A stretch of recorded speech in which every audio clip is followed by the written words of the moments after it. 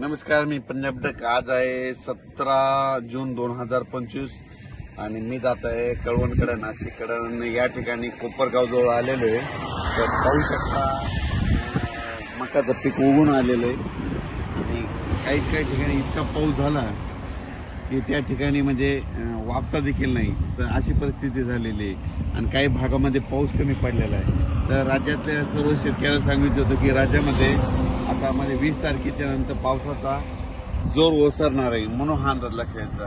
म्हणजे राज्यातला पावसाचा जोर ओसरायला आता सुरुवात होणार आहे.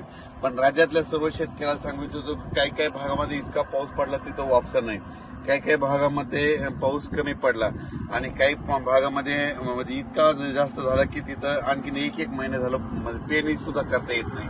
पण राज्यात मात्र सर्व शेतकऱ्यांना सांगितलं ज्यांची पेरणी झाली त्यांच्या झाल्या, ज्यांच्या राहिलं तर त्यांना जूनच्या शेवटच्या आठवड्यात एक चांगला पाऊस येणार आहे, म्हणून हा लक्षात येतात. म्हणजे 27 जूनच्या नंतर राज्यामध्ये जूनच्या शेवटच्या आठवड्यात नंतर एक मोठा पाऊस येईल. मग त्याच्यात मात्र राज्यातल्या सर्व शेतकऱ्यांच्या राहिलेल्या सगळ्या पेरण्या होणार आहेत, म्हणून हा अंदाज लक्षात येतं. आता जे पाऊस पडला ज्यांच्या झालं त्यांचं झालं, ज्यांचे कापूस लाकूड झालं. पण आता 2 दिवसाच्या नंतर म्हणजे आणखी 20 तारखेनंतर पावसाचा राज्यातला जोर ओसरणार आहे. म्हणजे पाऊस कमी पडणार आहे. तसा पाऊस थोडा चालूच राहणार आहे. स्थानिक वातावरण तयार होऊन पाऊस राहील. पण राज्यात असा जी इतका मोठा पाऊस पडत होता त्याचा पाऊस आता कमी होणार आहे, म्हणून हा अंदाज लक्षात आहे. आणि पाहू शकता म्हणजे इतका पाऊस झाला आता म्हणजे की ठीक आहे मका उगून आलेली आणि इतकं पाणी आणखी वापसा देखील इतका पाऊस आहे. म्हणून राज्यातल्या सर्व शेतकऱ्याला सांगू शकतो आता 2 दिवसानंतर म्हणजे 20 पासून राज्यातला पावसाचा जोर ओसरायला सुरुवात होणार आहे. जास्त